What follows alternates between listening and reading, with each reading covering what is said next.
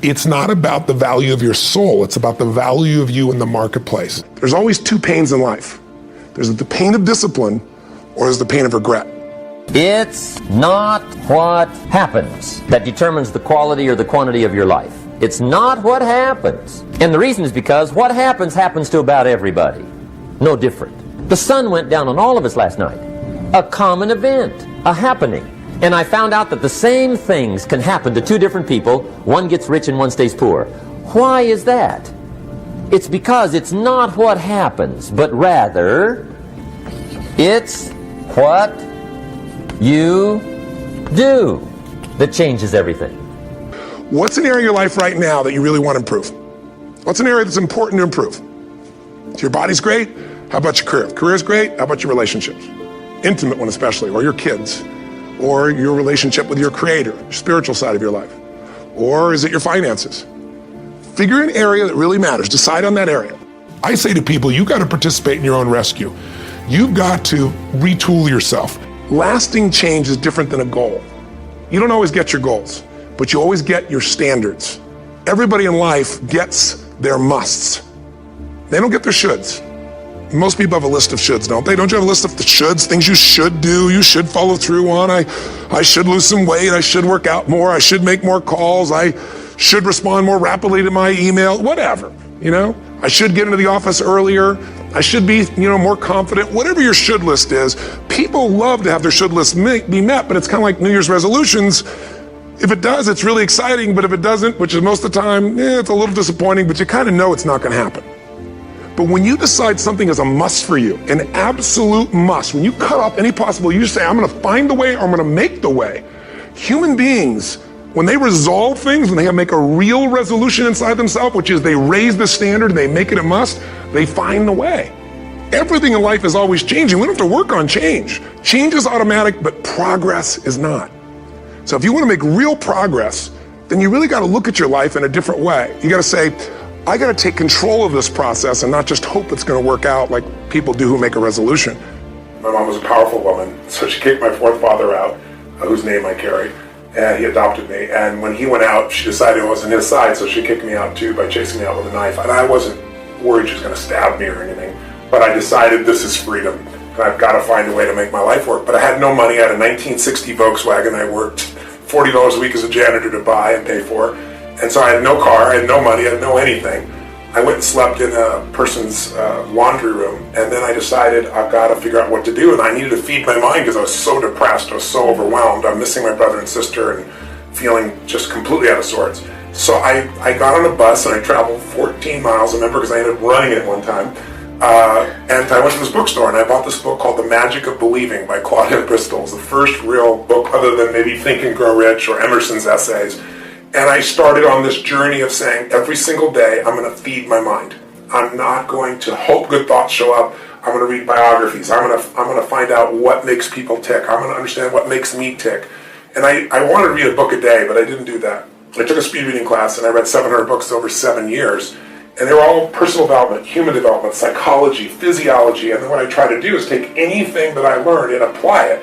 And then when I applied it, I was 5'1" in my sophomore year in high school. I'm 6'7" now. I tell people the difference is personal growth. Really. But sincerely, I became Mr. Solution because I wanted to help everybody. So I was this little fat guy, and I couldn't lose weight, and I lost weight. And all my buddies are like, how'd you do that? And I said, well, here's what I did. And they lost weight, and then we all got girls. And that led to, as a young kid, that led to where, if you had a problem, I was Mr. Solution. Especially if you're a girl, I was more motivated to help you. So the breakthrough was really understanding the power of compressing decades into days. And if someone has spent decades of their life and they compress it into a book, and you can read it in an hour or a few days, you have such an advantage, because when you learn by your own experience, it's painful and it's slow.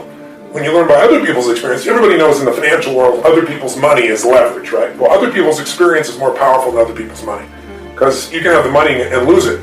But if you get the experience, you can change it all. So I think that was the beginning for me, and it set me on a lifelong path of hunger. I've never lost my hunger. You get on an airplane, what's the first thing they say?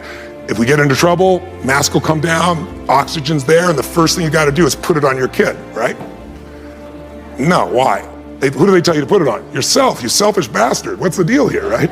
But it's because if we don't take care of ourselves, we can't take care of them. So for leaders, what I always tell them is, it's you first. It starts with you, and it starts with your psychology. 80% of growing a business, if you look at what the chokehold is on a business, it's always the leader. And 80% of that chokehold is the psychology, and 20% is the mechanics. I mean, people in this room know the mechanics and strategies beyond what anybody on earth knows in their category.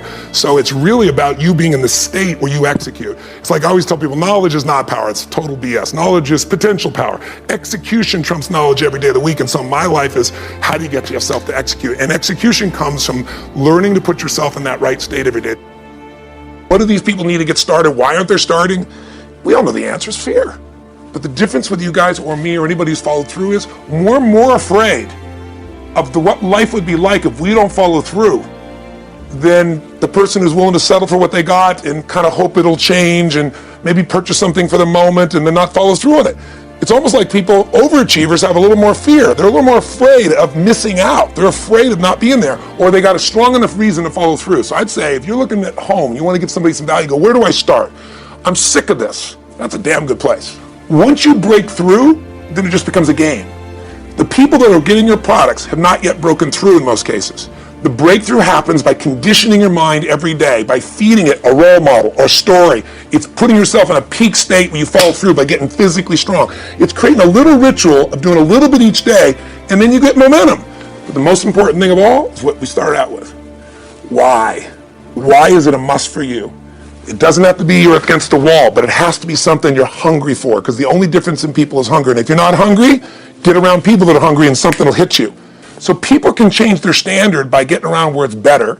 People can change their standard by getting associated with what's true, like the bills they got to solve, the problems they got to do it. Or they can do it because they're excited because it's something new they want to take on. Everyone's different, but they got to find the why, and they got to come up with some daily rituals to get them going and just do a step at a time. That's where you get momentum. People that succeed, when an opportunity is there, they trust. They trust. If I'm going to thrive, this is here in my life for a purpose. Life isn't happening to me. Life is happening for me. And even this pain or challenge or this opportunity is something I'm going to find a way to make use of. I need to make a decision, and I need to do something right now to move things forward in the direction of what I really want for my life. Even if I don't know the final destination, I need to move in that direction. I need to take some form of action. Most people, they have all these visions. Maybe they start to make a little sort of decision, but they don't make a real decision because they don't act on it. And if you don't act on it, your ideas, your dreams will die in your mind. They'll die on your lips. And think about it. Most people in North America, around the world, the Western world, are they truly fit, strong, and healthy? Do they truly have a relationship that's totally passionate? Do they love their work? Are they economically free? The vast majority, you and I...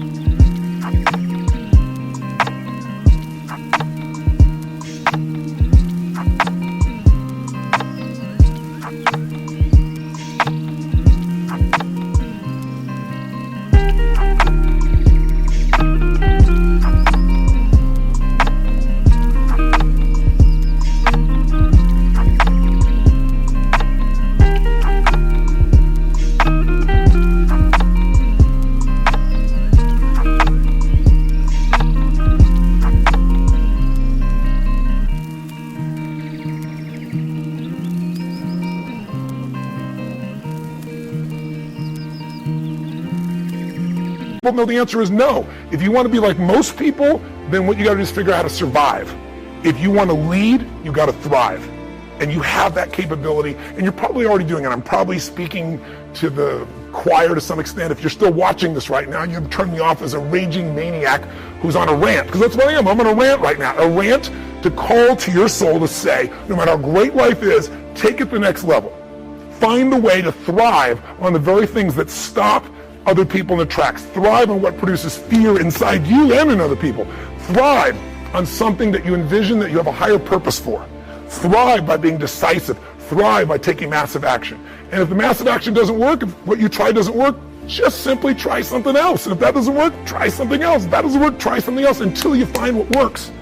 Now you can speed that up by modeling, by finding somebody who's already getting the results that you want to get in your life. Somebody who already has lost 30 pounds and kept it off. They aren't lucky, it's been 5 years. Somebody who started with nothing and now they're financially free and their family has an extraordinary quality of life. Why not figure out what they do? Somebody who truly is happy, not because everything's going their way, because they find a deeper meaning and a richness in everything around themselves, whether it be their children or nature or even problems. Because obviously, if we had no problems, we feel dead inside. Problems can either destroy you or call you to become more. If you look at the biggest challenges in your life, if you brought certainty to it, if you brought a vision beyond the problem, if you made some decision of what you're going to change, even if you didn't know how, and if you took immediate action with enough intensity, massive action, you probably found the cure-all. You probably found a way to adapt and get where you want to be. That's what thriving is really all about. But the ultimate thriving is not just breaking through and making things happen. The ultimate thriving for this year or any year of your life is to remember the secret to living is giving. It's to, as corny as that sounds, it's to connect to something bigger than yourself. And it can be done so easily. It can be done right there at home. Instead of running past your kids, looking at your phone, it's stopping connecting. It's kissing your spouse in a way where those sparks happen, like when you first met, instead of how you doing.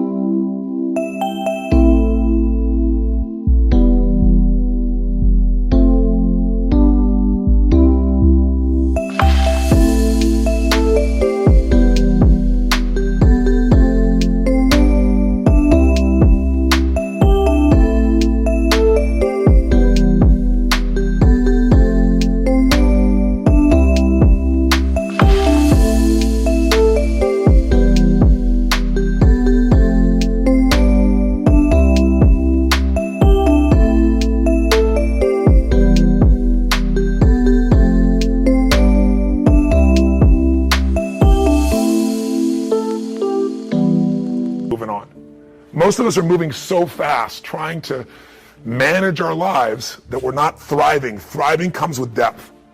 You're not going to find thriving in a friendship that happens in milliseconds online. Nothing wrong with it, it's great connection.